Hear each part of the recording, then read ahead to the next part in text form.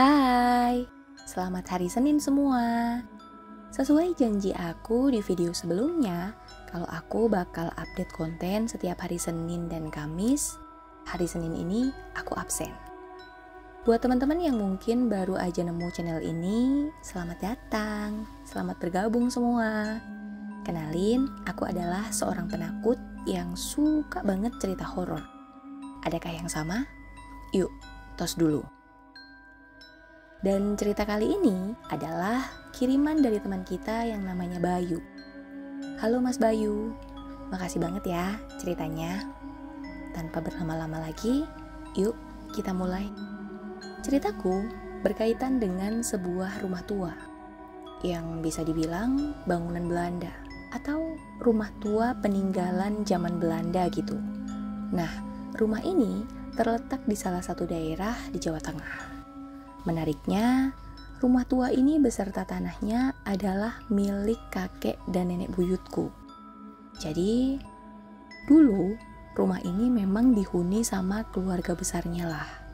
Kakek buyutku itu orang Belanda, sedangkan nenek buyutku orang pribumi. Mereka berdua menikah dan punya 2 anak, laki-laki dan perempuan. Yang anak perempuan ini meninggal pas masih kecil. Sedangkan yang laki-laki, beliau inilah kakekku. Kita panggil aja kakek Willy. Dari kecil kakek Willy dan kedua orang tuanya tinggal di rumah ini. Sampai akhirnya kedua orang tua kakek Willy meninggal. Sehingga secara otomatis rumah itu diwariskan ke kakek Willy. Kakek Willy kemudian menikah dan punya 4 orang anak, termasuk salah satunya adalah ibuku.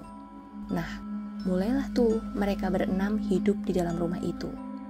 Tapi setelah kakek Willy dan istrinya meninggal atau kakek dan nenekku meninggal, keempat anak mereka tidak ada satupun yang mau tinggal di rumah itu. Karena selain mereka masing-masing udah punya rumah sendiri, ternyata rumah itu cukup serem menurut mereka. Alhasil rumah itu dibiarkan begitu saja, hingga akhirnya terbengkalai. Di awal-awal rumah itu ditinggal, sebenarnya ada seorang bapak-bapak yang masih mengurusnya. Panggil aja Pak Tomo. Beliau emang dari muda udah ikut kerja sama kakek Willy. Jadi beliau ngerasa sayang aja kalau rumah itu rusak. Jadinya sebisa mungkin beliau inilah yang suka ngebersihin dan lain-lain. Anak-anak kakek Willy termasuk ibuku juga rutin ngasih gaji ke Pak Tomo. Walaupun mereka nggak pernah lagi datang ke rumah itu. Sampai akhirnya Pak Tomo meninggal. Dan setelah itu ya nggak ada lagi orang yang mau mengurus rumah kakek Willy. Walaupun anak-anak kakek Willy termasuk ibuku menawarkan gaji yang lumayan, nggak tahu kenapa nggak ada satupun warga yang mau menggantikan Pak Tomo untuk membersihkan rumah kakek Willy. Walaupun hanya seminggu sekali, nggak ada satupun yang mau. Jadi ya bisa ditebak, sepeninggal Pak Tomo, rumah itu terbengkalai. Padahal letaknya di pinggir jalan utama. Menurut cerita ibu, beliau dan saudara-saudaranya itu bukannya nggak peduli dengan rumah kakek, tapi emang ada sesuatu yang bikin mereka nggak mau berurusan dengan rumah itu. Jadi masih menurut ibu, rumah itu bukan sekedar bangunan tua biasa. Bahkan sejak awal, saat masih ditinggali pun, rumah itu udah beda. Aku sendiri gak punya pengalaman apapun di rumah itu sebelumnya ya. Karena emang sejak aku lahir dan besar, aku bahkan belum pernah masuk ke sana. Karena begitu kakek nenek meninggal, rumah itu langsung kosong. Dan itu terjadi sebelum aku lahir. Kalau sekedar lihat dari pinggir jalan sih pernah. Tapi kalau masuk, aku belum pernah. Jadi, cerita tentang rumah itu hanya aku dengar dari tante-tante dan om-omku aja kalau lagi kumpul. Kayak ada suara-suara aneh di malam hari, bayangan yang menari di balik jendela, hawa dingin yang tiba-tiba menyergap tanpa alasan, dan masih banyak lagi. Jadi, mereka emang cukup sering dihantui oleh teror tidak kasat mata saat masih tinggal di sana. Ibuku juga pernah cerita. Jadi pas dulu ibu lagi cuci piring-piring itu gerak-gerak sendiri tanpa disentuh. Katanya lagi kalau malam Di lorong rumah itu sering kedengeran suara langkah kaki padahal nggak ada orang lewat.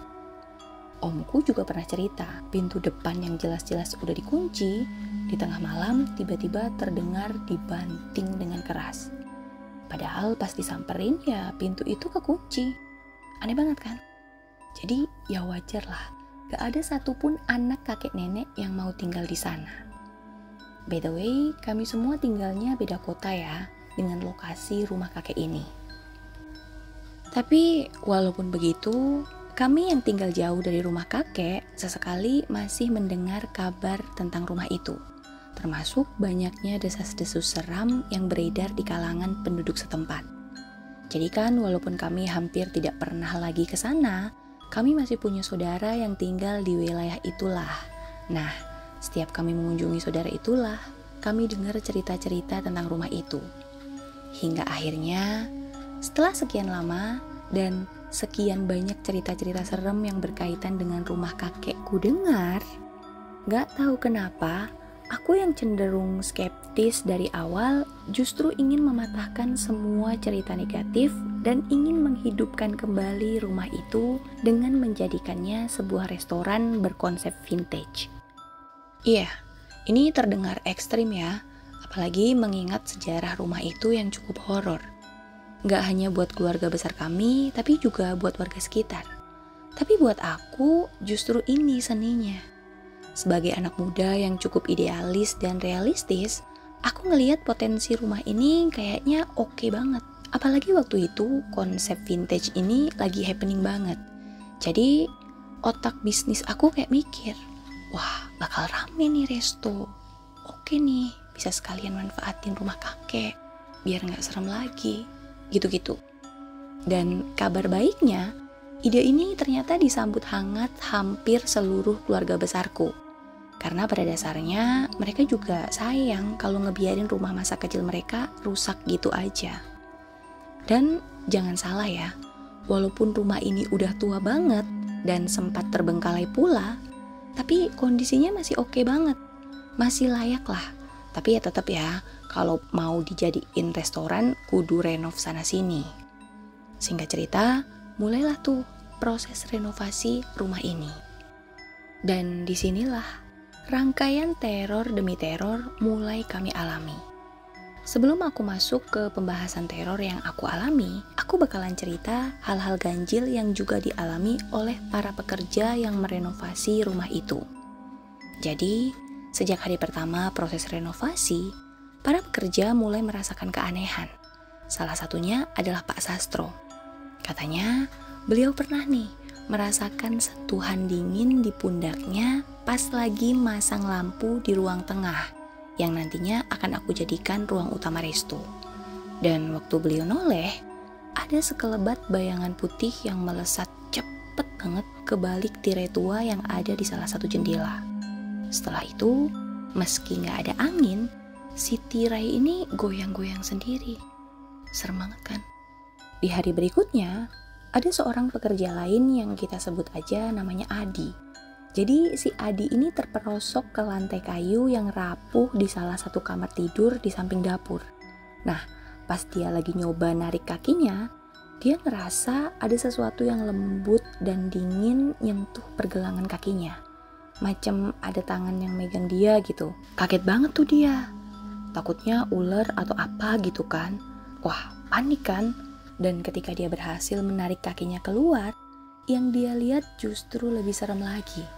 Karena di pergelangan kakinya justru ada semacam bekas jari-jari tangan manusia gitu.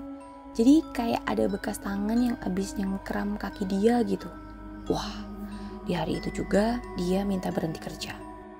Dan hal-hal ganjil itu gak hanya dialami Pak Sastro sama Adi aja, tapi hampir semua pekerja di sana.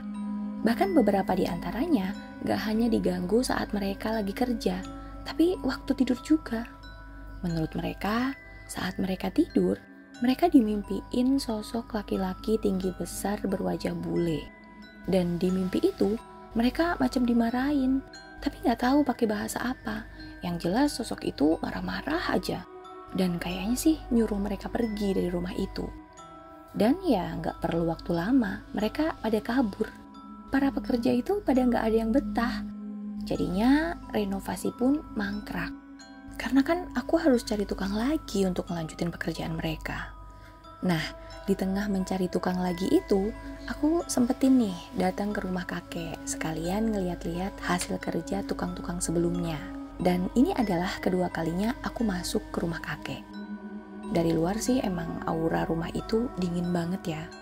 Dan begitu masuk, auranya makin aneh. Terus apa ya, bikin gak nyaman gitu. Tapi aku tetap masuk, walaupun sendirian. Karena emang niatnya cuma pengen ngeliat-liat doang sebentar.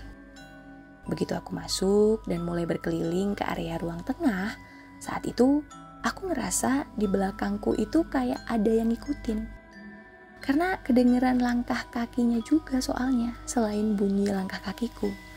Tapi begitu aku noleh ya kosong, gak ada siapa-siapa. Aku belum berpikir aneh-aneh waktu itu. Apalagi ini siang, paling jam 2-an lah. Masa iya sih ada setan, pikirku. Lanjutlah aku masuk. Dan kali ini di area dapur. Di sana itu semacam ada ruangan kecil pakai kaca yang kayaknya dipakai buat nyimpen bahan makanan. Semacam gudang kecil gitulah. Nah, pas aku lagi ngeliat ke sana, tiba-tiba aku ngerasa kayak lagi pandang-pandangan nih sama orang di dalam sana.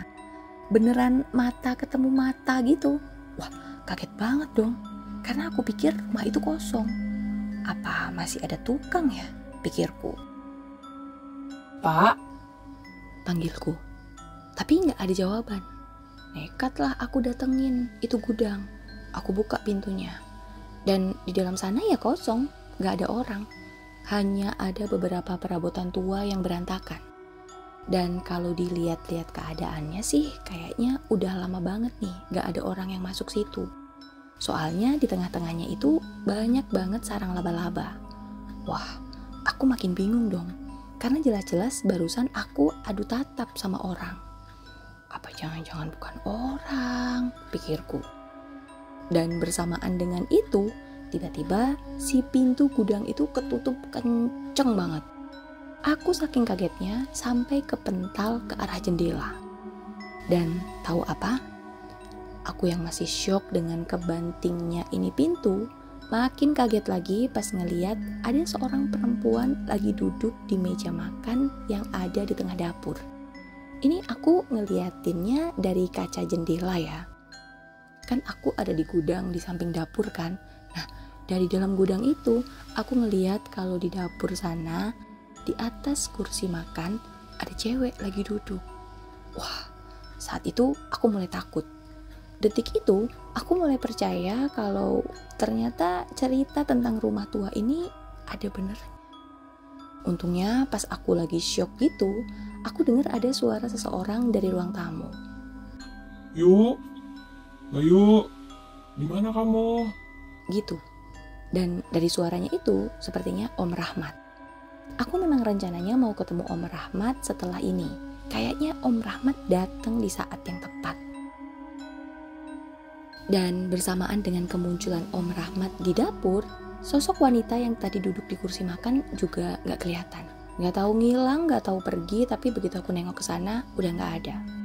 Dan aku sih gak yakin ya beneran lihat wanita atau enggak, atau hanya bayanganku aja atau gimana. Yang jelas, pintu yang tiba-tiba kebanting ini nyata, padahal gak ada angin atau apapun. Dan perkara tadi aku sempat pandang-pandangan nama orang di dalam gudang ini, juga aku sadar banget. Dan emang beneran pandang-pandangan. Tapi masalahnya di dalam gudang ini kosong.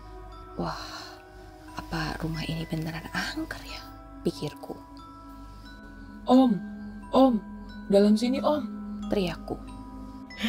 Ngapain kamu di situ? Kata Om Rahmat. Dia kaget. Kemudian cepat-cepat buka pintu itu. Tapi kayaknya agak susah.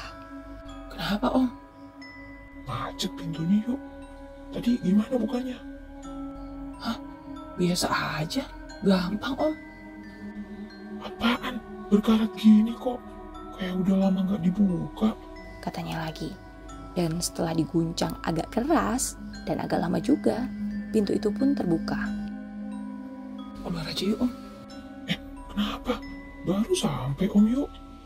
Nanti aja di luar, kataku sambil buru-buru menarik tangan Om Rahmat. Setelah keluar terus naik mobil masing-masing, sekitar 10 menit aku menepi. Dan kami pun turun. Kalau nggak salah kami berhenti di pinggir sungai kecil. Di sana aku ceritain tuh kejadian-kejadian aneh yang aku alami di rumah kakek. Om Rahmat yang awalnya udah mulai yakin ingin menjadikan rumah kakek restoran, ikut ciut juga begitu mendengar ceritaku. Sebenarnya dari awal Om juga ragu sih yuk. Tapi kok ide kamu bagus juga, supaya rumah itu bermanfaat dan gak makin rusak. Tapi kalau gini ya repot juga ya yuk, katanya. Apalagi kemudian Om Rahmat ini bilang kalau tukang-tukang yang coba dia hubungi rata-rata menolak untuk merenovasi rumah itu. Mungkin karena rumah kakek udah terlanjur legend di wilayah itu. Tapi apakah setelah kejadian itu aku kapok dan memilih untuk meng-cancel rencana awal? Tentu belum. Walaupun aku mulai percaya itu bukan rumah biasa, tapi aku gak mau nyerah gitu aja. Setelah itu, aku coba cari rekomendasi beberapa tukang di kotaku dan secara jujur menceritakan kondisi rumah itu. Hasilnya ya rata-rata para tukang menolak. Sampai akhirnya ada satu tukang yang menerima tawaranku. Tapi sebelumnya dia ingin ngeliat dulu nih kondisi rumah itu. Di hari H, bertiga kami mendatangi rumah kakek. Aku dan 2 bapak tukang. Kami datang siang-siang untuk survei. Dan ternyata kunjungan ini tuh jadi semacam peringatan terakhir buat aku pribadi. Untuk kayak stop deh ngutak-atik rumah ini gitu. Kenapa? Gini ceritanya. Jadi begitu kami sampai di halaman rumah kakek, bahkan saat masih parkir mobil, salah satu tukang yang bernama Pak Tomo tiba-tiba mual dan menolak ikut masuk ke dalam rumah. Padahal selama perjalanan tadi beliau baik-baik aja. Tapi begitu dia keluar dari mobilku, Pak Tomo ini langsung muntah-muntah diselokan depan rumah kakek. Wajahnya itu pucet banget. Makanya yang masuk akhirnya hanya aku dan Pak Sugeng, tukang satu lagi. Masuklah kami. Dan ya seperti biasa, udara dingin rumah yang aneh selalu menyambut kami. Pokoknya vibe-nya macem masuk ke dunia lain lah. Maknyes gitu. Pak Sugeng juga ngerasa, tapi Pak Sugeng masih mencoba untuk melihat-lihat di sekitarnya dulu. Nah, mulailah tuh kita berkeliling. Ruang tamu, ruang tengah, dapur, aman. Pak Sugeng cuma diam sambil sesekali manggut-manggut. Tapi pas buka salah satu kamar, aku nggak tahu itu kamar bekas siapa, Pak Sugeng yang tadinya buka pintu langsung ditutup lagi dengan terburu-buru. Saat itu mukanya pucat banget. Kenapa Pak? Tanyaku. Dan Pak Sugeng ini diem aja, tapi matanya kayak ngasih tahu ada sesuatu di dalam sana. Aku yang takut sekaligus penasaran, memilih untuk maju dan membuka lagi pintu kamar itu. Begitu dibuka ya kosong, gak ada yang aneh. Kamar itu layaknya kamar biasa aja. Ada ranjang, kursi, dan lemari tua. Bentar. Ternyata emang ada sesuatu.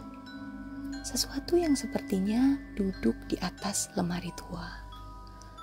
Sedetik kemudian, dengan kesadaran penuh, dengan mataku sendiri, aku ngeliat ada nenek-nenek rambutnya panjang berwarna putih duduk di atas lemari dengan muka pucat menyeringai ke arahku. Wah, gak nunggu aba-aba lagi, aku berdua Pak Sugeng lari kocar-kacir menuju pintu utama. Kami bahkan gak sempat lagi mengunci pintu depan rumah kakek. Kami langsung naik mobil dan melesat meninggalkan rumah kakek yang sepertinya gak mau diusik. Dan setelah kejadian itu, aku akhirnya menyadari bahwa rumah ini memang bukan sekedar bangunan tua biasa. Karena teror-teror yang dirasakan terlalu nyata untuk diabaikan. Dengan berat hati, aku pun memutuskan untuk membatalkan rencanaku membuka restoran. Rumah kakek pun akhirnya kembali dibiarkan terbengkalai, menyimpan kisah-kisah kelamnya yang tidak akan pernah terungkap sepenuhnya. Hingga hari ini. Iya, hingga hari ini rumah itu masih terbengkalai.